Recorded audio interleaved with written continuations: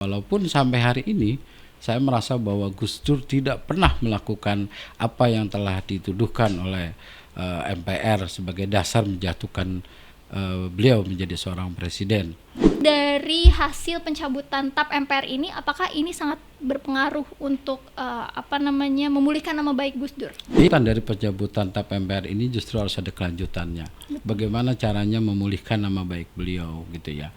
Agar kenapa generasi-generasi yang memang tidak ada di zamannya waktu itu bisa tahu sejarah. Betul. Karena saya yakin ketika zaman waktu itu reformasi, Gus Dur tidak menjadi presiden, saya yakin negara ini akan selalu terjadi konflik dan chaos. Ketika beliau diwawancarain gitu, beliau selalu bilang, saya selalu mengingat kata-kata ini Pak Kiai, maksudnya biarlah bangsa ini yang membuktikan. Kalau kata beliau begitu, itu masih buat anak-anak muda sebenarnya itu sangat-sangat menginspirasi dan emang benar-benar sejarah baik yang harus terus kita jaga dan kita ketahui gitu. Betul, ya Pak Kiai.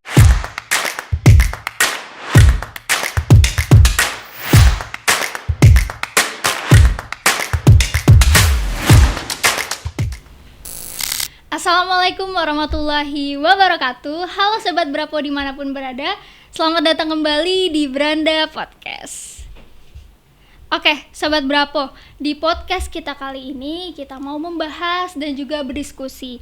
Nah Sobat Brapo, pada tanggal 25 September tahun 2024 kemarin, ketika masa jabatan MPR berakhir, itu baru saja diputuskan untuk MPR mencabut TAP MPR, terutama TAP MPR nomor 2/MPR/2001, di mana itu tentang pertanggungjawaban presiden keempat kita, yaitu Presiden Abdurrahman Wahid atau yang bisa disapa Presiden Gus Dur gitu. Nah di sini kita mau membahas dan berdiskusi kenapa itu bisa dicabut oleh MPR. Tentu saja di sini kita udah bersama-sama bareng dengan Bapak Kiai Haji Sulaiman selaku Wakil Ketua Tanfiziyah PWNU Jakarta. Assalamualaikum Pak Kiai. Waalaikumsalam warahmatullahi wabarakatuh. Gimana kabarnya nih? Alhamdulillah baik. Alhamdulillah. Kegiatan lagi sibuk nih Pak Kiai? Ya alhamdulillah ya. Ya kebetulan masa-masa terakhir saya berkhidmat di kantor saya hari ini. Ya tentu kesibukan mesti agak sedikit baik. Oke. Pak Kiai, ini kan kemarin baru saja diputuskan oleh MPR untuk mencabut TAP MPR yang seperti tadi saya katakan. Tapi sebelum itu saya mau tahu nih, mungkin di sini banyak Sobat Brapo yang belum tahu dulu sedekat apa sih Pak Kiai dengan almarhum Gus Dur? Oh ya, oke, ya. Mungkin sebagian teman-teman sudah paham ya, saya pada prinsipnya mungkin kalau dari awal ya saya adalah kader Ansor juga ya. Jadi saya dulu diminta oleh Mas Saiful sebagai PLT Ketua Ansor, karena Ketua Ansornya meninggal, almarhum Iqbal Assegaf, untuk menjadi Banser, yaitu Satuan Khusus Banser Ciganjur, yang memang khususnya menjaga rumah Ketua PBNU yaitu Kiai Haji Abdurrahman Wahid atau Gus Dur di zaman pembunuhan para kiai-kiai sebelum zaman reformasi. Setelah beliau menjadi presiden, saya menjadi kepala rumah tangga di kediaman Gus Dur di Ciganjur karena beliau tinggal di istana. Dan setelah beliau juga lengser, alhamdulillah saya menjadi asisten beliau selama kurang lebih 9 tahun sampai beliau wafat. Wah, Masya Allah, ternyata memang 9 tahun itu udah sangat-sangat dekat ya dengan almarhum Gus Dur ya Pak Kiai. Udah ibaratnya kayak ya udah bukan asisten lagi, tapi emang udah berteman dekat gitu ya Pak Kiai. Iya. Karena saya hampir 24 jam menemani beliau. Oh betul. Saat itu Gus Dur masih menjabat sebagai presiden. Kebetulan setelah lengser saya baru asisten. Kalau untuk beliau presiden saya kepala rumah tangga. Jadi saya stay di Ciganjur tapi bolak-balik ke istana ya. Gitu. Siap. Oke, baik. Ternyata itu kilas balik dari narasumber kita hari ini, Bapak Kiai Haji Sulaiman itu. Jadi kenapa kita mau berdiskusi dan membahas nih Pak Kiai tentang isu-isu itu yang baru masih hangat-hangatnya, sekitar masih 2 minggu yang lalu gitu ya. Betul. Pak Kiai ya, tentang hal tersebut. Nah Pak Kiai, ini kan berarti kemarin itu masa terakhir MPR menjabat pada tanggal 25 September kemarin ya Pak Kiai. Kenapa di akhir masa jabatan MPR itu MPR mencabut TAP MPR itu kan ketiga presiden kita ya Pak Iya, Kiai betul, yang bisa ya. kita tahu, ada Presiden Soekarno, Soeharto, kemudian Gus Dur. Iya. Nah, yang mau kita bahas di sini terutama adalah TAP MPR yang dicabut tentang pertanggungjawaban Gus Dur. Betul. Kenapa nggak dari dulu dan kenapa baru dicabut saat ini? Iya, saya rasa memang TAP MPR ini memang menjadi suatu ganjalan terhadap sejarah juga, terutama khususnya warga NU. Dan alhamdulillah di akhir masa jabatan DPR MPR kemarin, fraksi PKB memang punya inisiatif untuk bagaimana memulihkan nama baik beliau yang memang salah satu ganjalan beliau tidak bisa menjadi pahlawan nasional adalah keputusan TAP MPR tentang pemberhentian beliau sebagai presiden. Walaupun kita pahami bahwa sampai hari ini pun Gus Dur tidak terbukti apa yang dituduhkan terkait masalah diberhentikannya beliau, karena sesungguhnya itu kan manakala seorang presiden itu diberhentikan tentu harus ada aturan yang yang dilanggar ya. Salah satunya mungkin beliau berkhianat terhadap bangsa ini, lalu beliau melakukan tindakan korupsi dan lain sebagainya. Walaupun sampai hari ini saya merasa bahwa Gus Dur tidak pernah melakukan apa yang telah dituduhkan oleh MPR sebagai dasar menjatuhkan beliau menjadi seorang presiden. Karena 9 tahun saya dengan beliau, kesederhanaan beliau itu betul-betul saya rasakan. Sampai pada ujungnya ketika beliau meninggal pun di saku beliau itu hanya menyisakan uang sebesar 2 juta rupiah. Makan pun biasanya juga di tukang nasi uduk pasar Minggu tuh Pak Kumis, atau tahu campur tuh di Jakarta Timur gitu ya. Sehingga kesederhanaan beliau itu memang saya rasakan, dan tidak ada sejarahnya Gus Dur itu kan punya rekening atau punya dompet. Bahkan selama saya mendampingi beliau, walaupun beliau seorang mantan presiden, beliau itu selalu habis pengajian itu kan selalu dikasih besaroh gitu ya. Dan setiap hari itu tamu kan banyak. Tamu itu tidak dipilah-pilah oleh beliau. Dan tamu yang membutuhkan pertolongan beliau, walaupun secara finansial, katakan buat bayar kuliah, untuk bayar kontrakan, beliau pasti kasih. Makanya pernah suatu ketika saya tanya sama Gus Dur, Pak, kenapa Pak setiap Bapak punya uang selalu dikasih orang? Saya tanya gitu. Kamu belum tahu man, saya itu terima kasih. Maksudnya Pak, saya terima uang ya saya kasih lagi ke orang. Ya, sudah begitu. Nah iya, jadi saya merasa bahwa bersyukur ya bahwa teman-teman MPR khususnya telah berjuang untuk mencabut TAP MPR. Itu bagian dari memulihkan nama baik beliau, seorang mantan presiden yang begitu besar jasanya terhadap bangsa ini. Betul. Gitu. Memang kita tahu sendiri bagaimana rekam jejak dari Gus Dur tentang kesederhanaannya, dan saya juga kebetulan di tahun itu saya belum lahir Pak Kiai, jadi saya harus masih banyak belajar tentang semuanya, dan kita dari rekam jejak itu Gus Dur juga mengaku sendiri kalau misalnya itu semua nggak benar gitu. Dari isu-isu yang terkait katanya gitu ya Pak Kiai, Gus Dur itu korupsi segala macam, tapi kenyataannya sampai saat ini belum terbukti. Tidak terbukti. Ya, Pak Kiai. Makanya memang perlu buat saya bahwa kelanjutan dari pencabutan TAP MPR ini justru harus ada kelanjutannya. Bagaimana caranya memulihkan nama baik beliau gitu ya. Agar kenapa generasi-generasi yang memang tidak ada di zamannya waktu itu bisa tahu sejarah. Ya, begitu Gus Dur kita akuin bagaimana beliau memperjuangkan bangsa ini. Karena saya yakin ketika zaman waktu itu reformasi, Gus Dur tidak menjadi presiden, saya yakin negara ini akan selalu terjadi konflik dan chaos. Karena Gus Dur saat itu hadir dan mau menjadi presiden demi semata-mata menyelamatkan bangsa ini, karena ada dua kubu yang saat itu bertentangan.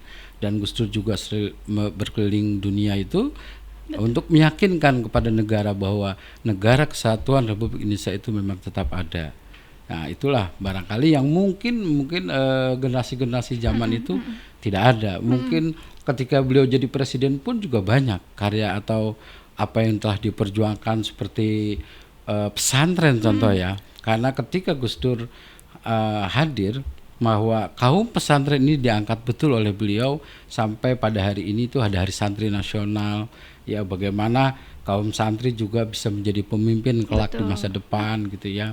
Lalu ada undang-undang terkait masalah Imlek gitu ya, bahwa Gus Dur itu kaum Konghucu dan segala macam itu bisa melaksanakan atau menjadi kelibur nasional gitu ya. Lalu juga yang hari ini kita rasakan kalau menurut saya, dan Gus Dur juga bagaimana masyarakat Muslim Indonesia itu menerima asas Pancasila sehingga tidak menjadi benturan bersama ulama-ulama. Kan Gus Dur menyatukan pemikiran antara konsep Islam dan Pancasila sehingga diterima di negara kita itu ya. Dan banyak lagi, belum namanya gaji PNS yang dinaikkan sebesar 125% waktu itu, agar kenapa? Agar daya beli masyarakat juga bisa tumbuh gitu ya. Dan banyak lagi yang beliau perjuangkan, terutama juga terkait masalah pluralisme gitu ya. Nah, itulah yang menurut saya rasanya sangat zolim ketika Gus Dur waktu itu diturunkan gitu. Diturunkan, kemudian difitnah dengan alasan yang tidak konkret gitu ya Pak Kiai. Dan sebenarnya nih kayak saya kelahiran yang pada tahun 2001, saya belum lahir kebetulan Pak Kiai, itu tuh gimana ya, maksudnya pemberitaan tentang pelengseran itu kan menjadi pandangan jelek kita generasi muda terhadap presiden-presiden terdahulu gitu Pak Kiai. Nah, padahal pada kenyataannya di Indonesia ini ternyata setiap presiden itu ada kebijakan yang melekat dalam dirinya. Kayak Gus Dur ini disebut sebagai bapak pluralisme gitu, yang menyebarkan keharmonisan dalam agama gitu, walaupun memang pada saat itu juga isu-isu jelek gitu yang bermunculan, kayak misalnya Gus Dur menghabiskan dana bermiliar-miliar untuk luar negeri. Pada kenyataannya dampaknya terjadi di tahun ini ya Pak Kiai.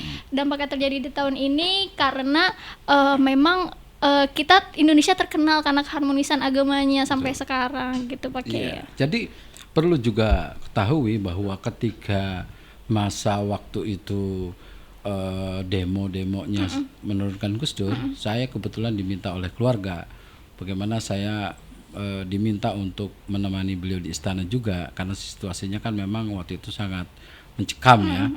Lalu pada akhirnya saya diminta oleh keluarga untuk perintah Gus Dur, perintah presiden, tolong yang demo mengepung istana itu dibelikan makan gitu ya. Walaupun jangan bilang ini kita atau saya dari istana, anggaplah saya dari masyarakat biasa. Dan itu saya lakukan. Sehingga waktu itu mekanismenya memang saya diberikan uang gitu, lalu saya ambil mobil dari luar, lalu saya ke warung-warung itu memberikan makanan kecil, kan sebegitu banyak kan masa. Dan untuk minumnya tuh kan dulu di Monas itu ada ada yang jual teh botol dan segala macam itu saya kumpulin. Bapak ada berapa kerat? Contoh gitu, 10 kerat, berapa nilainya? Katakan 500.000 saya kasih. Nanti saya bilang, tolong ya kasih yang sebelah sana, ya saya bayar lagi. Yang ini pindah ke sebelah sana gitu ya. Dalam arti bahwa Gus Dur melihat bahwa yang demo itu adalah masyarakat kita, masyarakat Indonesia juga yang perlu harus diperhatikan.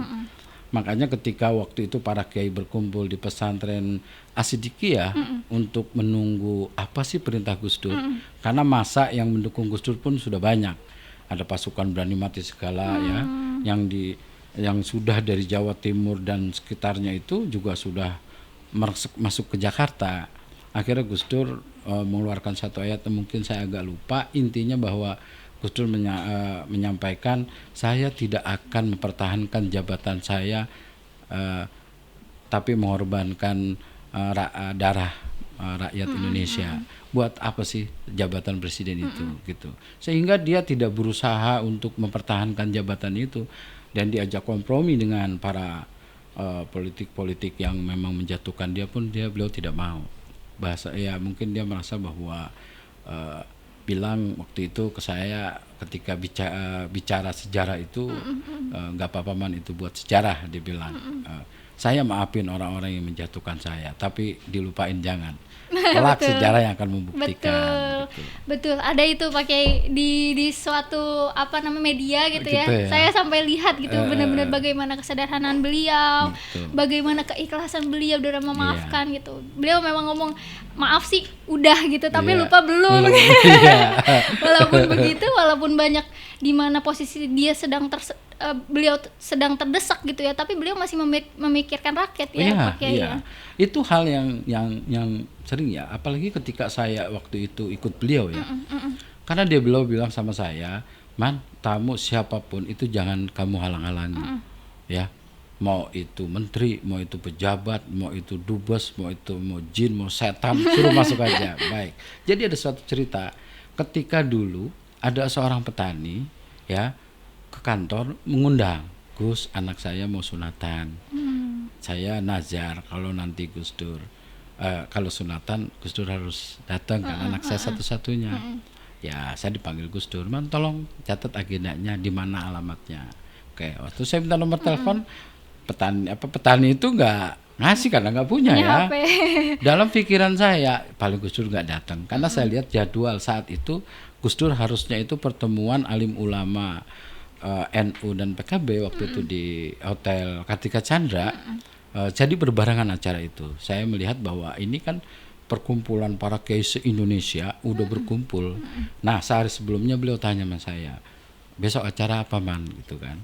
Saya bilang, "Pak, besok acaranya itu jam pagi jam 9 ketemu duta besar, lalu nanti jam 12 Bapak nanti keynote pembukaan Munas Alim Ulama se-Indonesia." Itu biasanya kayak sepuh zaman itu hadir kan, ada kayak Idris Marzuki, kayak Abdullah Fakih, kayak Abdullah Manhudori dan lain sebagainya.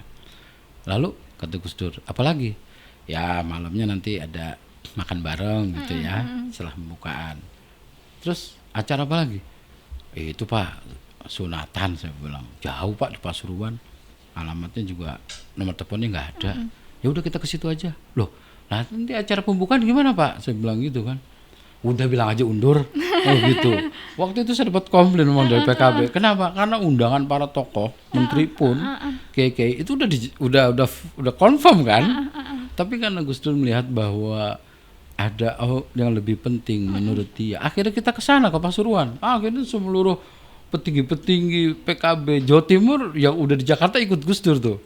Nah, sampai di sana karena acaranya siang di sana ya. Nah, saya cari alamat itu susah, Mbak. Susah, saya nyari alamat patwalnya sampai nyari-nyari. Ternyata rumah orang itu ada di tengah kampung, tengah sawah gitu. Sangat sederhana. Tapi karena Gus Dur datang kan jadi rame. Gitu ya.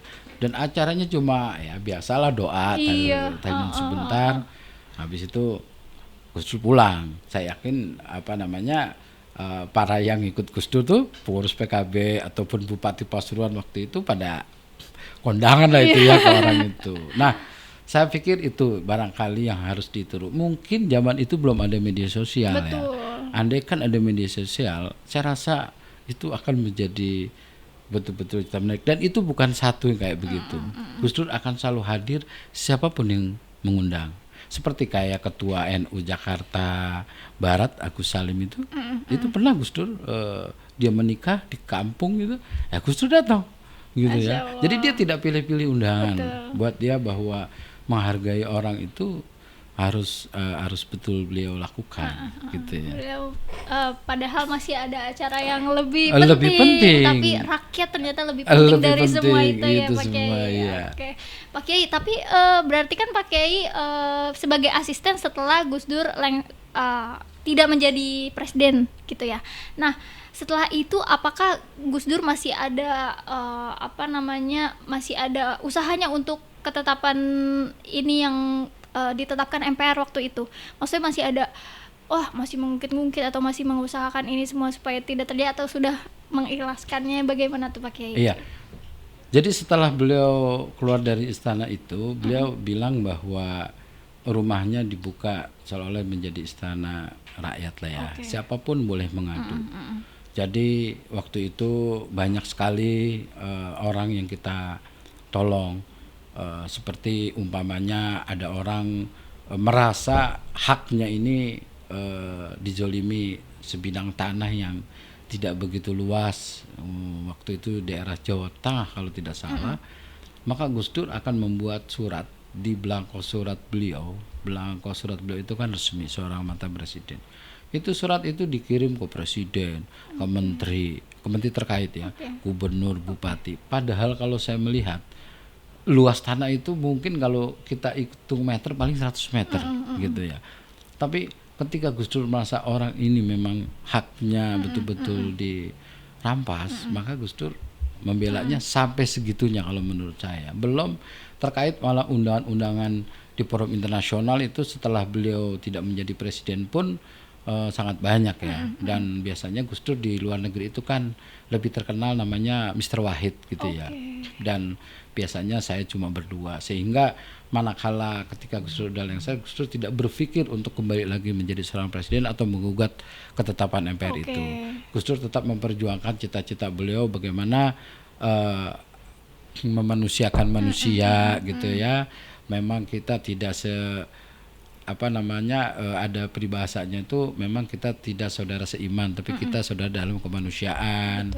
Atau membela pluralisme. Jadi kalau melihat sosok Gus Dur di kancah internasional, orang justru lebih melihat itulah ketokohan seorang Gus Dur ya, dengan niat kebaikan untuk membela sesamanya menurut saya. Oke, ternyata memang benar apa yang dikatakan oleh Gus Dur sendiri. Maaf sih sudah, tapi lupa belum. Iya. Dengan guyonan-guyonan beliau ini masih belum terlupakan. Iya. Apalagi memang seharusnya generasi muda harus mengorek-ngorek nih sejarah-sejarah yang benar dan terbukti gitu ya Pak Kiai. Nah, Pak Kiai, balik ke TAP MPR lagi. Gimana sih Pak Kiai sikap PWNU Jakarta dalam menyikapi pencabutan TAP MPR ini? Iya, saya merasa bersyukur dan senang ya. PWNU juga merasakan itu ya, bahwa pemulihan nama baik Gus Dur tentu menjadi sebuah anugerah juga buat kami teman-teman pengurus PWNU, karena itu kan terkait masalah sejarah, bahwa bagaimanapun kita dulu memiliki tokoh NU dan juga ketua PBNU ya, juga cucu dari pendiri NU, tapi seolah-olah dituduhkan sesuatu yang memang tidak terbukti. Sehingga ketika TAP MPR ini dicabut, tentu kita sebagai pengurus PWNU ini sangat senang dan bersyukur. Mudah-mudahan ke depan ada proses lagi untuk bagaimana membalikan nama baik beliau. Biar kalau kata orang jangan cuman omon-omon. Iya. Jangan cuman omon-omon. Oke, Pak Kiai. Kemudian setelah TAP MPR ini dicabut, apakah ada pengaruh terhadap politik di era saat ini? Ya, kalau saya berpikir begini, bahwa ketika pemerintahan ini sudah terpilih secara demokrasi, maka kita sebagai rakyat Indonesia harus bisa mengawal itu. Jangan sampai kita punya kepentingan atau politisi punya kepentingan pribadi atau sesaat lalu menjas itu menjadi bagaimana menurunkan beliau. Berikanlah waktu beliau untuk bekerja, kecuali memang beliau melanggar sesuai dengan pasal yang telah ditetapkan oleh undang-undang. Tapi kalau hanya sebatas isu hoak, janganlah kita menjadi presiden buruk, sedikit-sedikit kita menurunkan presiden. Berikanlah waktu 5 tahun. 5 tahun lagi ayo. Kalau memang beliau baik, berhasil, tentu ada harapan terpilih lagi. Kalau tidak, itu kan hak rakyat. Jadi ini pelajaran penting buat kita, supaya jangan sedikit-sedikit kita menurunkan orang di tengah jalan tanpa sebab yang tidak terbukti. Ya gitu menurut saya. Cukuplah Gus Dur yang mengalami itu. Oke, berarti ini juga sebagai pembelajaran untuk nanti pemimpin-pemimpin ke depannya ya Pak Kiai ya? Betul, karena ke media sosial ini kan sangat berpengaruh ya. Orang sekarang mungkin lebih mudah percaya mungkin dengan berita-berita yang masuk di handphone kita. Karena memang sudah tidak bisa di filter juga kan. Nah itu ya, generasi muda saya rasa ke depan juga mungkin lebih bisa memilah dan memilih ya.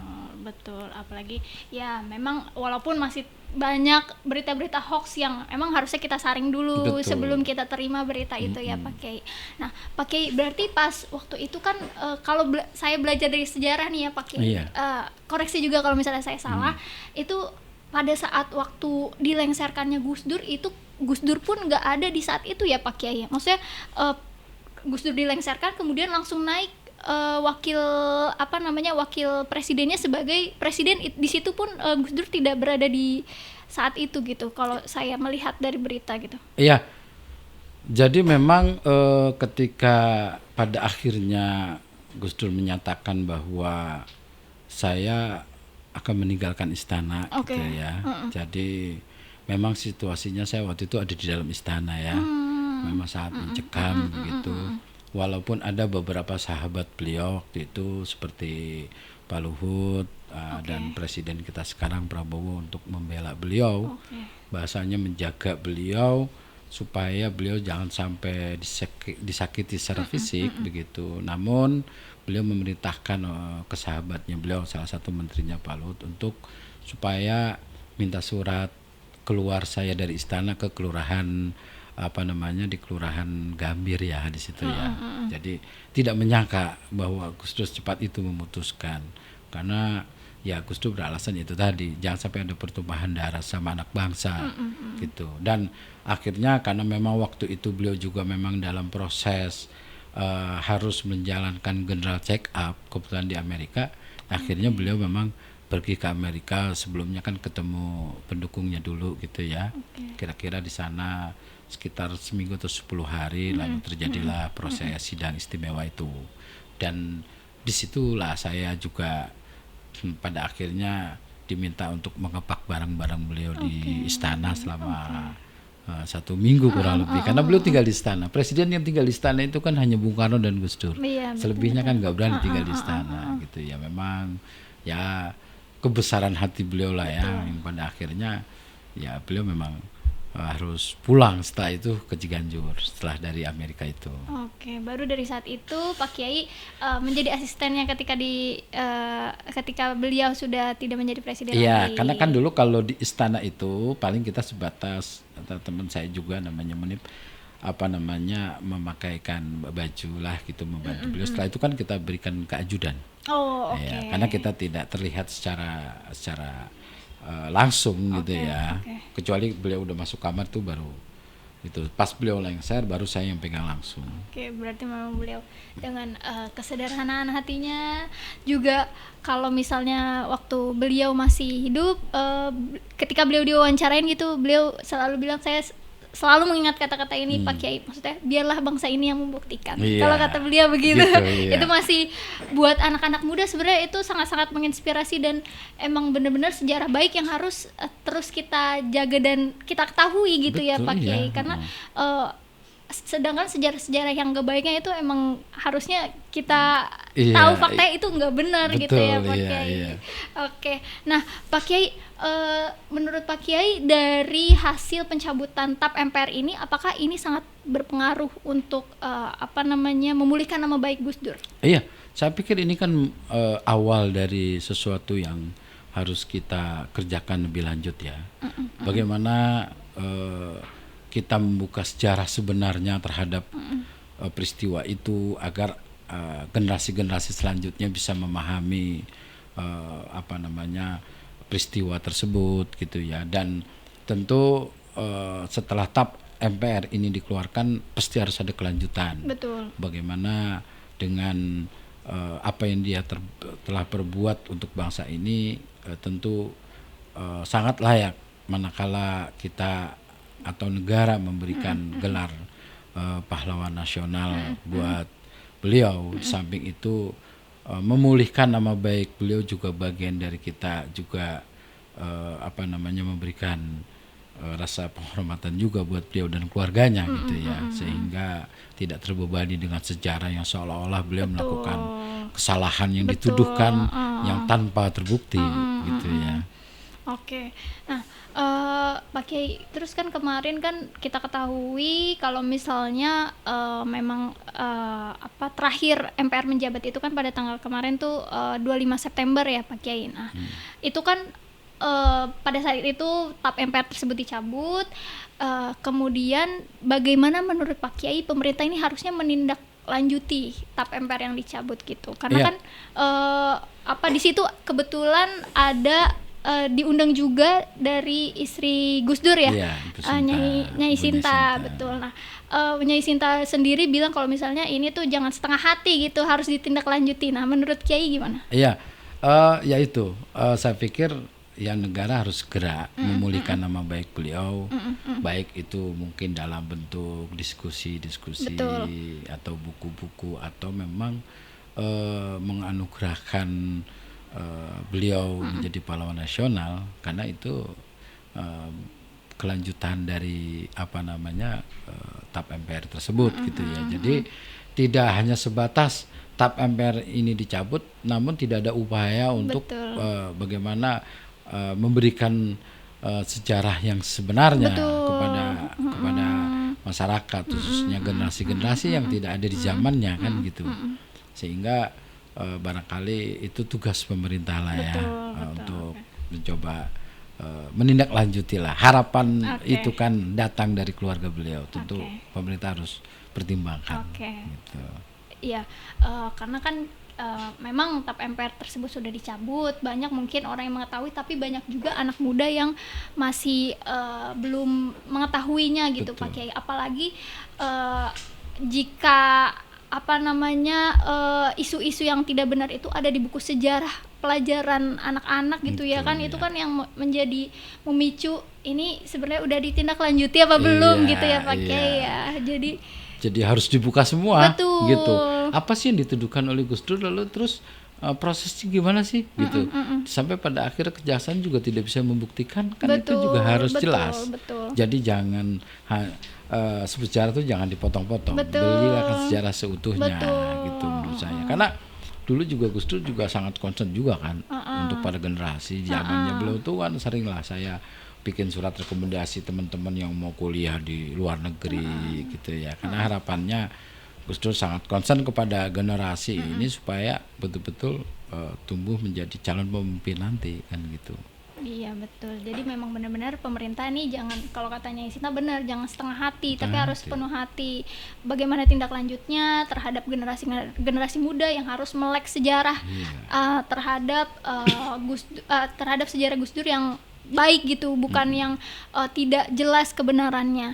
Nah, Pak Kiai, selain kemarin TAP MPR dicabut, ini kan juga MPR mengusulkan untuk Gus Dur menjadi pahlawan nasional gitu. Nah, gimana tanggapan Kiai? Wah, itu saya pastilah ya, itu menjadi harapan terbesar keluarga termasuk saya yang selama ini mendampingi ya.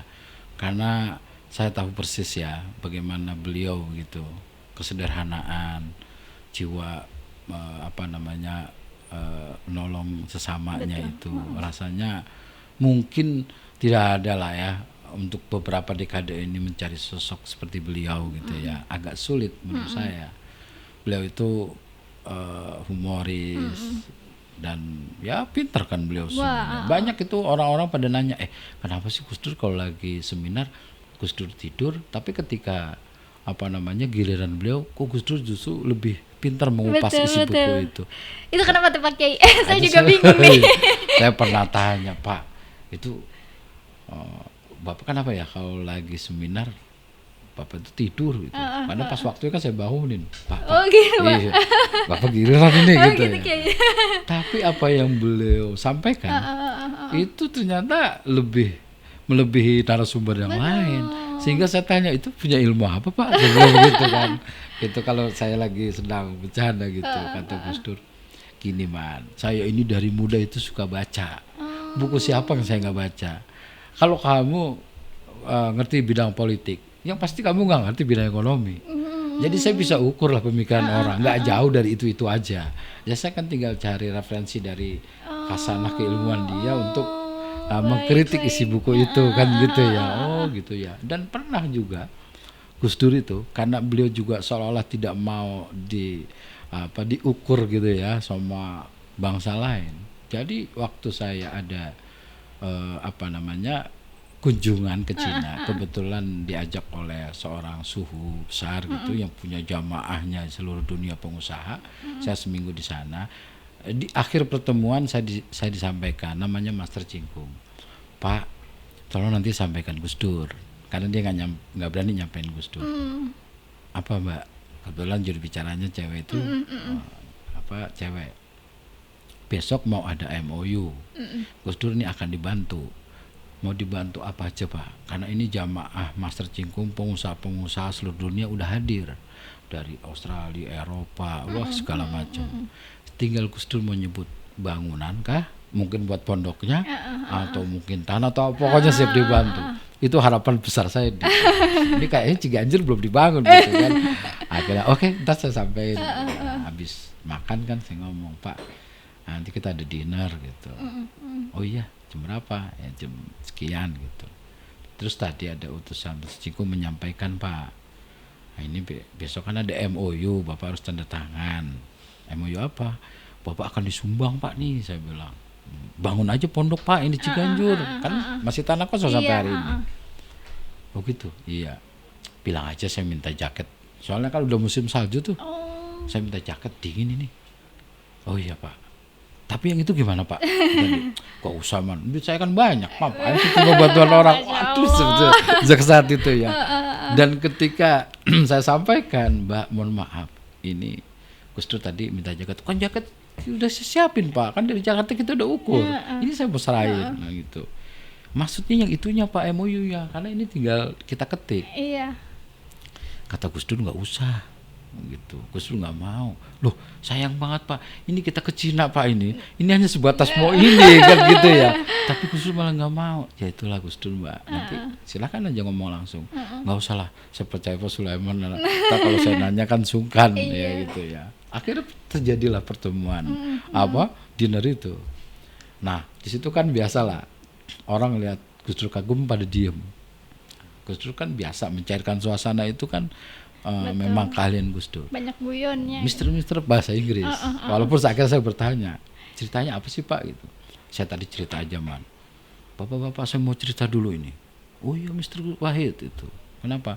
Kemarin saya punya cerita. Ini ada seorang pastor, kan ini kan komunitas agama ya. Itu berburu macan di hutan. Dia tembak semua itu macan sama pistolnya. Sampai pada ujungnya pelurunya habis. Akhirnya macannya berbalik ngejar kan. Ngejar tokoh agama itu. Kejar, larilah dia sampai di tepi jurang. Kata tokoh agama itu, saya lari kecebur mati juga. Udahlah saya melaksanakan sakramen kata Gus Dur. Doa terakhir. Dia berbalik, dia sambil duduk, dia sedekap lah baca doa sambil merem. 5 menit dia merem, kok nggak dia makan kata dia. Akhirnya dia buka matanya tuh, ternyata macannya itu juga posisinya lagi doa. Akhirnya tokoh agama itu nanya, loh kok kamu kok ikut doa apa? Kata macan, doa sebelum makan. Jadi suasana yang begitu tegang akhirnya jadi cair ya. Jadi orang tokoh dunia itu merasa kagum ya bahwa Gus Dur dengan kesederhanaannya itu tetap bisa menyenangkan semua orang gitu ya. Betul. Ternyata kita kan lihat di pemberitaan nih Pak Kiai Karomah Gus Dur gitu ya, dapat tahu walaupun beliau tertidur gitu, tapi beliau tahu nih apa sampaian yang disampaikan gitu kan. Terus ini ada yang bilang nih, maksudnya netizen gitu ya pakai dokumen, wah Gus Dur nih memang punya karomah, beliau nih dibantu oleh bla bla bla segala macam, ada yang menyangkutin sama, ada yang disangkut pautkan sama gaib ini itulah gitu. Padahal pada kenyataannya Gus Dur yang ini memang suka membaca buku. Betul, ternyata itu sobat Brapo itu poinnya. Jadi banyak baca, sebenarnya banyak belajar. Betul. Gitu ya Pak Kiai. Karena ketika beliau pun mohon maaf sudah tidak bisa baca langsung, beliau tuh selalu dengar audiobook. Jadi saya itu kalau stok audiobook beliau itu habis, biasa beliau ngajak saya kan, man besok ke Singapura berdua kan saya. Biasanya di Singapura tuh ada toko buku, namanya toko buku setan gitu kan. Kalau pernah ke Singapura mungkin tahu. Kita ke sana, lalu saya bacain. Jadi buku udah dijadikan CD sesungguhnya. Nah, saya tinggal baca judul-judulnya, Gus Dur pilih yang mana, kita beli untuk jangka waktu sebulan. Bisa. Karena satu audiobook itu, satu judul itu bisa berisi sekitar 12 CD. Ada sampai 20 gitu ya. Karena berseri kan. Itu kan sama aja buku dijadiin audio kan. Betul. Nah, itu kita bisa beli 15 judul. Jadi beliau selalu gitu ya. Sehingga pengetahuan beliau juga memang beragam. Betul. Beliau ngerti tentang sejarah, ngerti tentang bola, ngerti tentang politik dan segala macam. Semuanya. Dan memang saya akui memang beliau memang pintar Betul, soalnya ya. Sehingga beliau punya telepon sendiri gitu yang keypadnya terpisah, ya kadang beliau nelfon sendiri. Kan teman-teman di luar negerinya banyak tuh. Ya, seperti kayak ke Inggris berarti 0, plus 014 dulu dan sebagainya. Apal dia bilang, tiba-tiba nelfon bahasa Inggris aja gitu. Ini ngomong sama siapa ya saya gitu ya. Oke, ternyata banyak banget pelajaran yang dapat kita ambil dari sosok Gus Dur, bagaimana dengan kesederhanaannya, keikhlasannya, guyonannya yang bisa mencairkan suasana ya Pak Kiai. Oke, nah mungkin podcastnya kita sampai di sini dulu nih. Nanti kita berlanjut untuk membahas pembahasan yang gak kalah serunya. Dan juga untuk podcast kali ini kita berharap ya bersama-sama Pak Kiai untuk TAP MPR ini dapat dilanjutkan bagaimana sesuai amanat yang sudah dari Nyai Sinta sendiri bilang untuk tidak setengah hati melaksanakannya seperti itu. Oke, terima kasih Sobat Brapo untuk podcast kali ini. Terima kasih Pak Kiai sudah hadir. Jangan lupa tonton podcast episode selanjutnya yang gak kalah menarik dan gak kalah seru pembahasannya. Oke, sekian, terima kasih. Wassalamualaikum warahmatullahi wabarakatuh. Waalaikumsalam warahmatullahi wabarakatuh.